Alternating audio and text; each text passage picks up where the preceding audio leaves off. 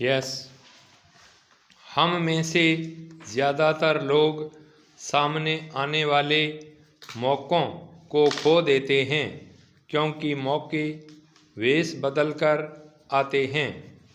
हाल ही में मुंबई में नानी पालकीवाला स्मृति व्याख्यान में बोलते हुए विदेश मंत्री एस जयशंकर ने कहा, हमारे पड़ोसी देशों में एक पाकिस्तान ही है जो सीमा पार आतंकवाद को समर्थन देता है और अब वह खुद अपने बनाए गड्ढे में गिरने लगा है।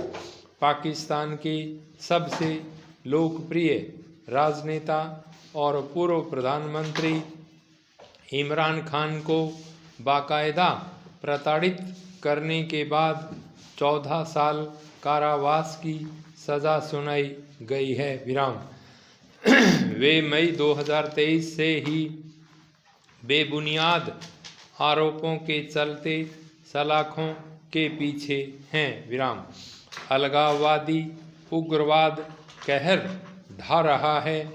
2024 में हुई हिंसा की विभिन्न घटनाओं में 1600 से अधिक नागरिक और 685 सुरक्षाकर्मी मारे गए। यह आंकड़ा 2014 से हर साल बढ़ रहा है। इसका कारण खैबर पख्तूनख्वा और बलूचिस्तान में अलगाववादी समूहों की सक्रियता और पाकिस्तान में शिया अहमदिया समुदायों को निशाना बनाकर की जाने वाली सांप्रदायिक हिंसा है। पाकिस्तान एक साधारण देश नहीं है, यह हमारा पड़ोसी होने के साथ ही परमाणु हथियारों से लैस भी है और एशिया के नक्शे में इसकी रणनीतिक स्थिति भी महत्वपूर्ण है। लेकिन यह आज जिस हाल में है उसके लिए उसकी हुकूमत और अर्थव्यवस्था की नाकामी जिम्मेदार है।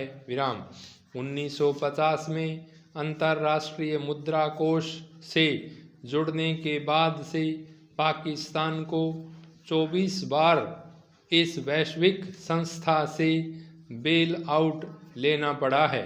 सबसे हालिया मामला सितंबर 2024 का है, जब शहबाज शरीफ सरकार ने IMF से $7 अरब का राहत पैकेज हासिल किया। इसकी मदद से हुकूमत पाकिस्तान की अर्थव्यवस्था में आई रुकावट, बेरोजगारी और वहाँ से प्रतिभाओं के पलायन जैसी समस्याओं से निपटने की उम्मीद कर रही है। लेकिन इसके साथ ही IMF ने 2025 के लिए पाकिस्तान की विकास दर का अनुमान घटाकर 3% कर दिया है। ऐसा लगता है कि पाकिस्तान को अपने लगभग सभी पड़ोसियों के साथ समस्या है। यकीनन भारत का मुद्दा इस्लामाबाद ने खुद अपने लिए बना रखा है, क्योंकि वह जम्मू कश्मीर को अस्थिर करने की कोशिश करने वाले आतंकवादियों को समर्थन देता है। लेकिन तालिबानी राज वाले अफगानिस्तान से तो उसको दोस्ती की उम्मीद थी। पिछले साल इस्लामाबाद और काबुल के बीच भी तनाव बढ़ गया और पाकिस्तान ने अफगानिस्तान में कथित तहरीक-ए-तालिबान शिविरों के खिलाफ हवाई हमले किए। ईरान से भी पाकिस्तान के दोस्ताना ताल्लुकात नहीं हैं। पिछले साल दोनों ने अपने अपने देशों में शरण लेने वाले अलगाववादी समूहों के खिलाफ सैन्य हमले किए। कुछ मायनों में पाकिस्तान 2006 से 2010 तक की स्थिति से बेहतर हालत में है। विराम। जब आतंकवादियों के अनेक समूहों जिनमें TTP, तहरीक-ए-निफाज, लश्कर-ए-इस्लाम आदि शामिल थे, ने पाकिस्तान पर हमला किया था। 2006 में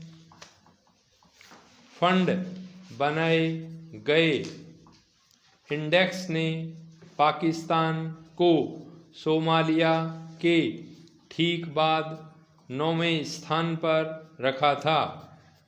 ये वो साल थे जब परवेज़ मुशर्रफ वहाँ के सेना प्रमुख और राष्ट्रपति दोनों थे और उग्रवादी वारदातों के अलावा पाकिस्तान में अचानक आई बाढ़ ने भी वहाँ की अर्थव्यवस्था को तहस नहस कर दिया था। कुल मिलाकर राजनीतिक माहौल दमन और अस्थिरता का था, जिसने जल्द ही मुशर्रफ के राष्ट्रपति पद को लील लिया था। विराम। पाकिस्तान की मौजूदा रैंकिंग 27 है, जो युगांडा और कांगो गणराज्य से थोड़ा ही ऊपर है। यह अपने सुरक्षा तंत्र, अर्थव्यवस्था, राज्य सत्ता की वैधता और बाहरी हस्तक्षेप के मुद्दे पर उसकी हालत सबसे खस्ता है। एक इंडेक्स में से प्रत्येक के लिए 10 में से कोई एक स्कोर देता है। स्कोर जितना अधिक होगा, किसी देश की हालत उतनी ही बदहाल मानी जाएगी। 12.7 स्कोर के साथ नॉर्वे का प्रदर्शन सब इसमें सबसे अच्छा है। वहीं 11.3 स्कोर के साथ सोमालिया सबसे खस्ता हाल है। जब भारत पाकिस्तान की तरफ से सीमा पार आतंकवाद का सामना करता है, तो इससे निपटने में आने वाली सबसे बड़ी समस्या यही है कि वहाँ की हुकूमत इस मामले में ज़्यादा कुछ नहीं कर सकती और नई दिल्ली इस मामले में सीधे पाकिस्तानी फौज के साथ बात करने में झिझकती है। लेकिन हकीकत यही है कि सीमा पार आतंकवाद को समाप्त करने के लिए पाकिस्तानी फौज की प्रतिबद्धता बिना हालात में कोई बदलाव नहीं होगा। वर्ष 1995 में जब मुझे नई दिल्ली टेलीविज़न लिमिटेड में साउंड इंजीनियर के रूप में अपनी पहली नौकरी मिली थी, तब भी भारत में एयरवेज पूरी तरह से सरकार के नियंत्रण में हुआ करते थे। समाचार के लिए आप केवल दूरदर्शन का ही सहारा ले सकते थे।